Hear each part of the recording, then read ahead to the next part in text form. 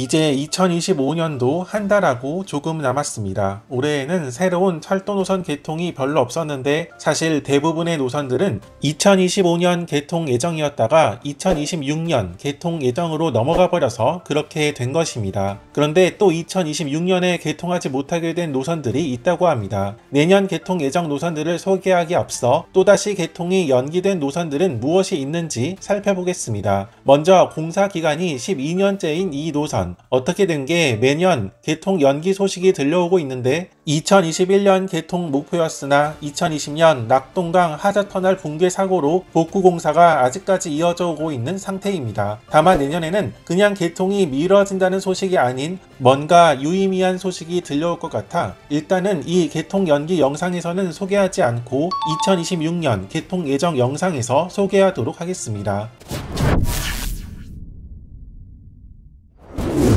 광주광역시에는 현재 단 하나의 도시철도 노선이 운행하고 있습니다. 이 노선은 오늘날 광주광역시의 중심부를 제대로 지나가지 않아 중전철로 지어진 다른 노선에 비해 이용객이 저조한 편입니다. 오늘날 광주광역시는 외곽 지역의 택지개발지구가 상당히 넓게 퍼져 있고 1호선이 이를 커버하지 못함을 볼 수 있습니다. 오늘날 광주광역시를 보면 가운데 광주공항이 있고 그래서 광주공항 주변을 개발하지 못하고 외곽 지역이 먼저 개발된 모습을 하고 있습니다. 그래서 짓고 있는 것이 이 택지지구를 연결해 크게 한 바퀴 순환하는 광주 도시철도 2호선입니다. 이 노선의 특징은 저심도 경전철이라는 점입니다. 보통은 지하 1층은 대합실 그리고 그 밑에 승강장이 있어 보통 지하 10m에서 20m 정도로 깊게 파는 편이지만 광주 도시철도 2호선은 평균 심도 4.3m 정도로 깊지 않게 지어집니다. 그래서 건설비를 상당히 절약할 수 있었습니다. 시청에서 시작해 상무, 남광주를 지나 광주역으로 이어지는 남쪽 반원 구간은 1단계 구간으로 2026년 그러니까 내년에 개통할 예정이었으나 예상치 못한 지하 안반의 발견, 민원 해결 등으로 인해 개통이 연기되어 2027년으로 미뤄졌다고 합니다. 참고로 이 노선 원래 올해 개통 예정이었으나 2026년으로 또다시 2027년으로 두 번이나 미뤄진 것입니다. 나머지 2단계 구간은 2030년 이후 개통 예정입니다. 한편 광주 1호선과 비슷한 규격의 대전 1호선은 한 정거장 더 연장할 계획이 있습니다. 현재 파남역까지 운행하는 이 노선을 한 정거장 더 연장해 식장산역까지 운행할 예정입니다. 이렇게 보면 파남역에서 파남 차량기지로 연결이 되어서 선로가 이어지는데 이 파남 차량기지 끝쪽에 정거장을 신설하는 것입니다. 여기 보면 경부선이 지나는데 대전광역시에서는 원래 충청권 광역철도 옥천 연장 구간 내에 정거장을 설치하는 계획도 있었으나 건설의 어려움과 비용 문제로 이것은 취소하고 대신 대전 1호선 차량기지 내에 정거장을 설치하는 것으로 바꾼 것입니다. 사업비는 198억 원 정도로 예비 타당성 조사 기준이 아니라 수월하게 진행될 수 있었습니다. 이 소식이 처음 나왔을 당시엔 2025년 그러니까 올해 개통 예정이었으나 이 한정거장 연장도 개통이 연기되었는데 파남 차량기지의 개발 제한구역 해제 등 행정 절차가 늦어진 게 그 원인이라고 합니다. 최근 소식에 의하면 다음 달 2일 드디어 식장산역 착공에 들어간다고 하며 2027년 개통을 목표로 한다고 합니다.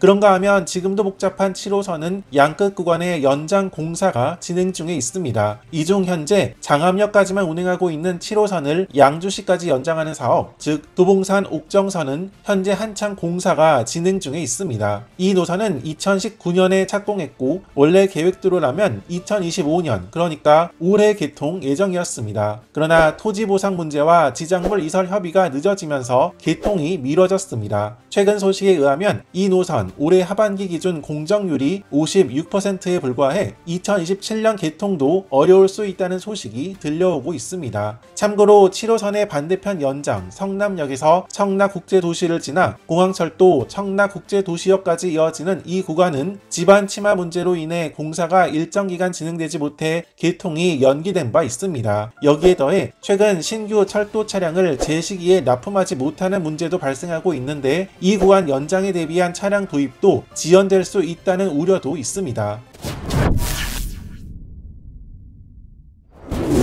원래 올해 5월 개통 예정에서 2026년으로 또다시 그 이후로 연기된 노선이 있습니다. 바로 신안산선, 복선, 전철입니다. 신안산선은 여의도역에서부터 시작해서 영등포, 구로 디지털 단지역을 거쳐 광명역으로 이어집니다. 여기서 노선이 두 개로 갈라져 하나는 안산 중앙역을 거쳐 안산 한양대학교로, 다른 하나는 시흥시청역 방면으로 가는 노선입니다. 이 노선은 기존 노선과 공용 구간이 많은데 시흥시청역에서 원시역 방면으로는 서해선과 선로를 공용하며 시흥시청역에서 광명역 구간은 월곶 판교선, 즉 경강선과 선로를 공용합니다. 신안산선은 착공하기까지도 우여곡절이 많아 2019년에서야 착공할 수 있었습니다. 그러나 이 노선, 지난 4월 광명시에 위치한 신안산선 공사 현장 도로 붕괴 사고로 인하여 개통이 더더욱 뒤로 밀릴 가능성이 커졌습니다. 일단은 2027년으로 밀린 상태이나 이 구간의 복구 및 공사 시점에 따라 더더욱 뒤로 밀릴 가능성이 큰 노선입니다.